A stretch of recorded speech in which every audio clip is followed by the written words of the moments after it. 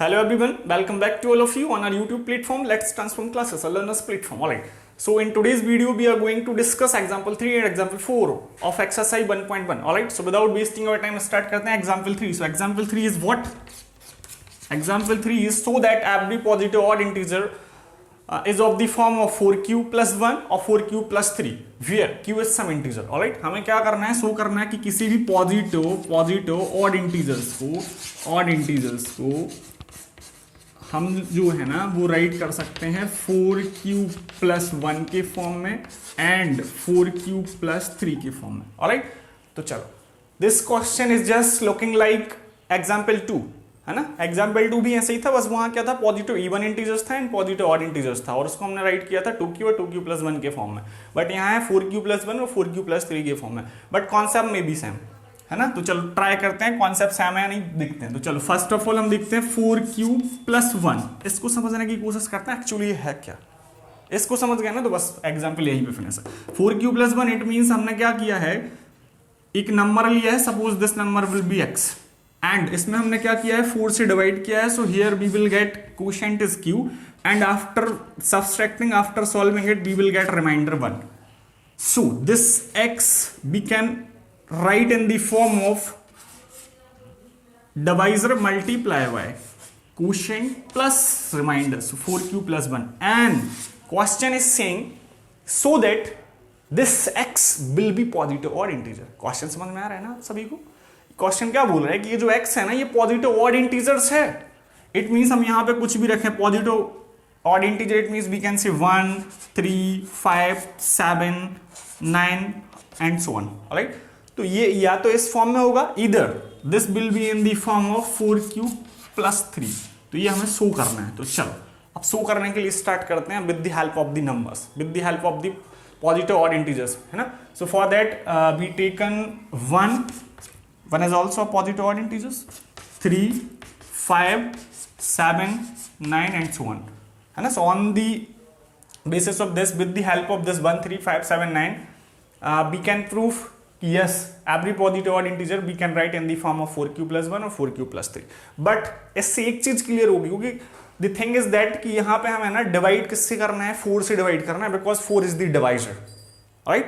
and here also we have to divide by the 4 because here is also the 4 is divisor. alright, तो हमें 4 से divide करना है. इसके पहले वाला जो एग्जाम्पल था ना, एग्जाम्पल नंबर 2, तो उसमें क्या था, उसमें था 2q और 2q plus 1 है ना. जिनने नहीं दिखा है ना पार्ट 2 तो प्लीज उसमें ये वाला एग्जांपल मिलेगा आपको, एग्जांपल नंबर 2, उसमें हमने ये डिस्कस किया है. तो हमने वहां क्या किया है, 2 से डिवाइड किया भाई, because where 2 is the divisor, वहां 2 डिवाइजर था, बट अब अपने पास डिवाइजर क्या है 4. ओके, तो चलो अब देखते हैं अपन 4 से डिवाइड करते हैं. सपोज वी हैव टेकन 1 है ना, 1 ले लिया हमने. अब 1 में क्या करना है, 4 से डिवाइड करना है, बट अब 1 में 4 से डिवाइड तो होगा नहीं, तो 4 0 0. Alright, after minus we will get 1. So इस 1 को हम क्या राइट कर सकते हैं, इस फॉर्म में यदि हमें राइट करना है, सपोज करो इस 1 के प्लेस पे इस 1 को हम क्या राइट कर सकते हैं इसके according, 4 multiply 0 plus 1 because 4 is the divisor, multiply by quotient, so quotient is 0 plus 1. Alright, so 4 multiply 0 plus 1 हम राइट कर सकते हैं. ओके, नाउ अभी C1 के प्लेस पे हम लेते हैं 3. 1 3 5 7 9 क्यों लिया है, क्योंकि हम पॉजिटिव ऑड इंटीजर्स के लिए ही बात कर रहे हैं, इवन की बात नहीं कर रहे हैं. ओके, चलो अब 3 के लिए अगेन 4 से, सो अगेन डिवाइड नहीं जाएगा, 4 0 0 अगेन 3. इट मीन्स इस 3 को भी हम राइट कर सकते हैं 4 मल्टीप्लाई 0 प्लस 3. ऑलराइट, नाउ अब लेते हैं 5. बहुत सिंपल सा कॉन्सेप्ट है यार, बस थोड़ा सा माइंड लगाना है, आप समझ जाओगे. देखो यहाँ पे 4, सो 4 1 जा 4, after minus we will get 1. Now अब इस 5 को हम क्या राइट कर सकते हैं, 4 multiply 1 4 multiply 1 plus 1 plus 1. Alright, now अब 5 के प्लेस पर लेते हैं हम 7 के लिए ट्राई करते हैं 4. सो 4 1 जा 4, after minus we will get, so again we have to write this 7 is equal 4 multiply 1 plus 3. Alright, now 9. आप कितने भी नंबर्स पे लेके, बस हम थोड़ा सा यहाँ पे एक्चुअली करना क्या चाह रहे हैं, we want to form a relations है ना between these all the numbers. तो हम यहाँ पे थोड़ा सा एक रिलेशन चेक करना है कि रिलेशन फॉर्म हो रहा है कि नहीं. So that's why we are doing this है ना. Okay, so again 4, so 4 2 is 8, so after minus we will get 1. Now 4 2 is 8, so 4 multiply 2 plus 1. Alright, अब ये प्रोसेस कंटिन्यू चलती जाएगी. अब देखो यहां से थोड़ा सा ऑब्जर्वेशन करना है तो हम अपने रिजल्ट पे फाइनली पहुंच चुके हैं. देखो यहां पे क्या हो रहा है एक्चुअली, इस 4 के प्लेस पे तो 4 ही आ रहा है सारी जगह. देखो यहां पे समझना बहुत अच्छे से, बस फाइनल आंसर है. 4 के प्लेस पे तो 4 ही आ रहा है तो 4. ऑलराइट, लास्ट में देखो सभी में कहीं +1 आ रहा है, कहीं +3, कहीं +1, कहीं +3. इट मींस हम लास्ट में राइट कर सकते हैं 1 इधर 3, है ना. या तो 1 आएगा या 3 आएगा, तो दैट्स व्हाई आई एम ये स्लैश राइट कर दिया कि 1 और 3, मतलब इसमें से कुछ भी आएगा 1 और 3. अब इस प्लेस पे देखो यहां क्या आ रहा है, 0 1 2 3 ऐसा चलता जाएगा एंड सो ऑन. 0 1 2 3 4 5 ऐसे आते जाएंगे numbers and so on. It means इसके प्लेस पे हम क्या कर रहे हैं, क्यों क्वेश्चन में बोला है कि Q is this some integer, तो ये सारे इंटीजर ही तो आ रहे हैं, तो क्या हम इस 0 1 2 3 के प्लेस पे क्यू राइट कर लें. अब क्यू क्या करेगा, क्यू वेरी करता जाएगा. आप जो भी नंबर बोलोगे तो क्यू वेरी करता जाएगा, आप वैल्यू पुट करते जाओ, आंसर आता जाएगा. इट मींस हम ना एवरी पॉजिटिव ऑड इंटीजर्स को इस फॉर्म में राइट कर सकते हैं 4q प्लस 1 लेंगे तो 1, और 4q प्लस जब 3 लेंगे तो 3. So this is the final proof of the given questions. Alright? तो सिंपल सा कॉन्सेप्ट है. देखो नंबर से रिलेशन फॉर्म किया और हमने बता दिया कि यस हम एवरेज कोई भी पॉजिटिव ऑड इंटीजर होगा तो उसको हम इस फॉर्म में राइट कर सकते हैं. क्लियर. अब आप यहाँ पे q की वैल्यू कुछ भी डालते जाओ, आपको नंबर मिलते जाएंगे. सपोज 1 पुट किया तो 4 1 जब 4 प्लस 1 सो 5 मिल जाएगा आपको, सो 5. आप 2 पुट करोगे सो 4 2 8 प्लस 1 सो 9. इट मीन्स आप इसमें किसी में भी आप q के प्लेस पे कोई भी पॉजिटिव इंटीजर डालो आप यहाँ पे, तो आपको always and each and every case you will get odd positive integers. Alright, okay. So I hope कि आप सारे लोग समझ पाए होंगे. Now moving on to the question number 4. Question number 4 भी एक बहुत इंपॉर्टेंट क्वेश्चन है ना, बहुत अच्छे से समझना, बस थोड़ा सा कॉन्सेप्ट है, बाकी क्वेश्चन बहुत अच्छा है. Okay, so question number 4 is what,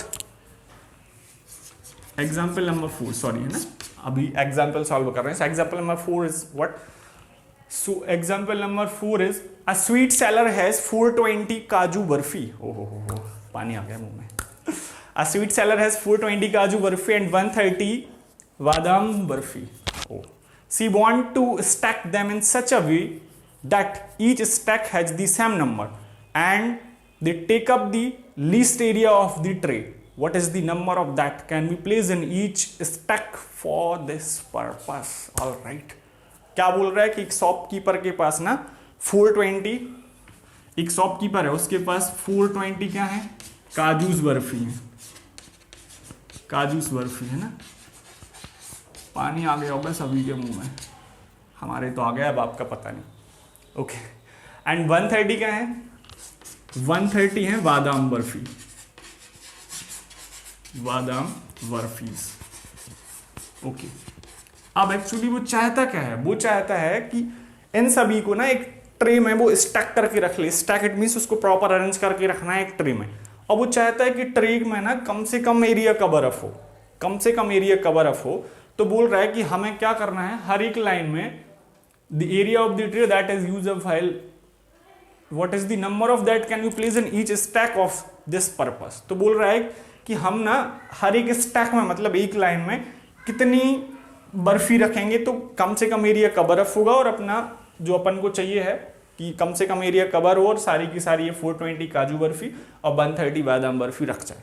alright, अब बिल्कुल समझना है, क्वेश्चन बहुत अच्छा है, बहुत ट्रिकी है, मतलब आप थोड़ा समय लगाओगे समझ जाओगे. तो चलो अब समझते हैं इस क्वेश्चन को करना क्या है एक्चुअली. सपोज करो हमने एक ट्रे ले ली है, ठीक है ना, ये ट्रे, इस ट्रे में रखना है. अब समझना क्वेश्चन, आप समझ पाओगे आप अच्छे से. इस ट्रे में हमें क्या करना है, ये जो 420 काजू की बर्फी है वो भी प्लेस करनी है और 130 जो बादाम की बर्फी है वो भी प्लेस करनी है. तो बोल रहा है हर एक स्टैक में, and each stack how much barfi he can arrange, so that's by he will cover up the least area of the tray, है ना, कि वो क्या करे कि जो ट्रे का जो एरिया है ना कम से कम एरिया कवर अप हो और आपकी सारी की सारी बर्फी उसमें रख जाए बहुत अच्छे से. तो सपोज करो हम मानते हैं, चलो हम एक काम करते हैं कि मान लो उसने यहाँ से काजू की बर्फी रखी, काजू तो के ले लिया है ना, काजू के की। ऐसे वो क्या कर रहा है, काजू की बर्फी अरेंज करते जा रहा है, ठीक है ना। तो सपोज करो उसने यहां तक कहीं तक अरेंज कर ली है,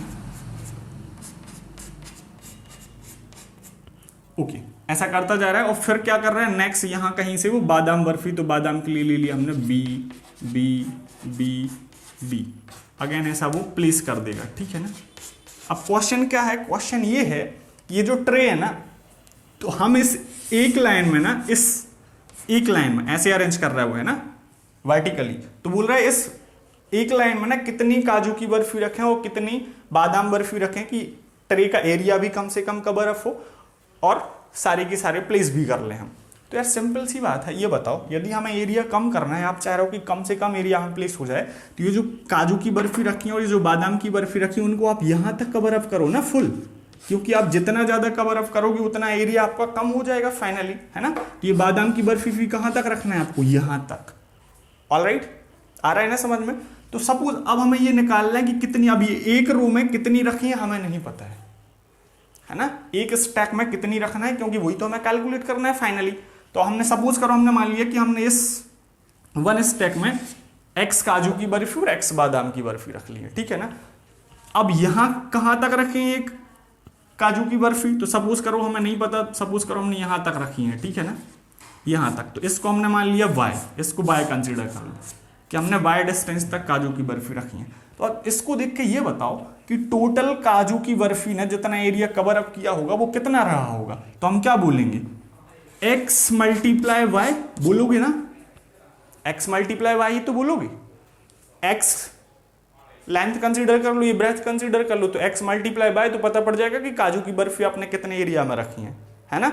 ओके, और सेम अब ये वाली जो बर्फी रखी है उनके लिए अगेन लेंथ तो ये सेम रहेगी कि x जितना ये रखे होगे काजू की बर्फी एक स्टैक में, सेम उतनी तो ये रखे होगे, तो x तो ये सेम रहेगा। अब सपोज करो हमने यहां से यहां तक ये बाय कंसीडर, सॉरी बाय तो हम ले चुके हैं, z कंसीडर कर लो, यहां से यहां तक z, कि हमने यहां से ये जो बादाम की बर्फी थी वो z ब्रेथ में रखी है। तो हम इसको क्या रेट कर सकते हैं, x मल्टीप्लाई जेड, बादाम की बर्फी का एरिया निकालना है, ये किसका एरिया था, ये काजू बर्फी का एरिया था। अब हम नेक्स्ट निकाल रहे हैं किसका, बादाम बर्फी का, तो x multiply Z, x multiply Z, clear है ना, कर सकते हैं ना, बिल्कुल कर सकते हैं यार। x multiply Z, x length थी, ये ब्रेथ थी, तो इसका एरिया निकल के आ जाएगा कितने एरिया में हमने ये रखी है। इट मीन्स यदि ऐसा नहीं समझ में आ रहा है एरिया वाइज, तो ऐसा समझ लो कि सपोज करो हमने इसे एक रूम में 5 ये काजू की बर्फी रखी है और यहां तक हमने सपोज करो 10 रो लगाई है, तो टोटल कितनी होंगी, 5 मल्टीप्लाई 10, तो 50 काजू की बर्फी रखी है ना हमने, ऐसा समझ लो, आपको जैसा भी बेस्ट लगे। ओके, अब देखो यहां पे थोड़ा सा एक रिलेशन फॉर्म हो रहा है। रिलेशन क्या फॉर्म हो रहा है, और जब हमने x मल्टीप्लाई y किया है तो ये ओवरऑल क्या होना चाहिए, ये ओवरऑल 420 के इक्वल आना चाहिए कि नहीं आना चाहिए, क्यों, क्योंकि 420 काजू की बर्फी है, तो इन सबको एड ऑन करके ये 420 होना चाहिए। इट मीन्स अगेन जब हम बादाम बर्फी की बात करेंगे तो ये 130 के इक्वल आना चाहिए, तो ये 130 के इक्वल आना चाहिए। यस और नो, अब समझ रहे हैं कॉन्सेप्ट, अब स्टार्ट होगा। कॉन्सेप्ट क्या है, अब देखो यहां पे कॉमन क्या है, तो x, यहां भी x और यहां भी x है, और ये x क्या है, हम चाह रहे हैं कि ये जो x है ना ये मैक्सिमम रहे, मैक्सिमम। क्यों, क्योंकि हम चाह रहे हैं कि ये जो ट्रे है ना, ये जो ट्रे हमने डिजाइन करके रखी है, जो ट्रे हम रखे हैं जिस पे हमें रखना है, उसका एरिया कम से कम का बर्फ हो। तो हमें क्या करना पड़ेगा, ये जो एक रूम है, हम ये जो काजू की बर्फी और ये जो बादाम की बर्फी अरेंज किए हैं, ये ज्यादा से ज्यादा अरेंज हो जाए, और ज्यादा से ज्यादा अरेंज हो जाए, इट मीन्स हम क्या बोलेंगे, ये जो x है ये दोनों का कैसा मल्टीपल है, कॉमन मल्टीपल है, x में भी मल्टीप्लाई हो रहा है और z में भी मल्टीप्लाई हो रहा है, कॉमन मल्टीपल है।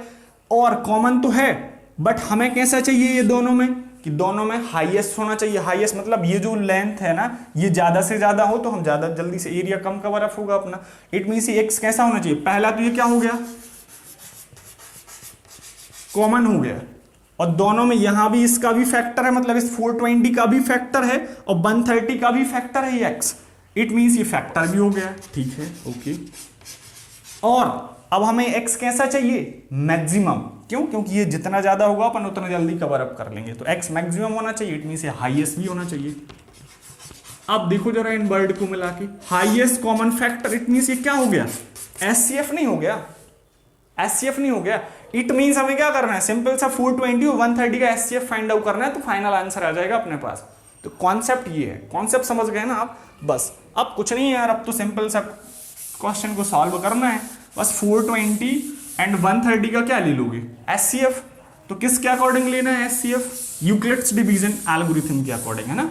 जो यूक्लिड्स लेमा मेथड जो अपन ने डिस्कस की थी ना, उसके अकॉर्डिंग हम क्या करेंगे, 420 एंड 130 का क्या कर लेंगे, एचसीएफ फाइंड आउट कर लेंगे। ऑलराइट, तो जब एचसीएफ फाइंड आउट करेंगे तो क्या करते थे हम, यूक्लिड्स डिवीजन मेथड क्या बोलती है कि आपको ग्रेटर नंबर में स्मॉलर नंबर से डिवाइड कर देना है।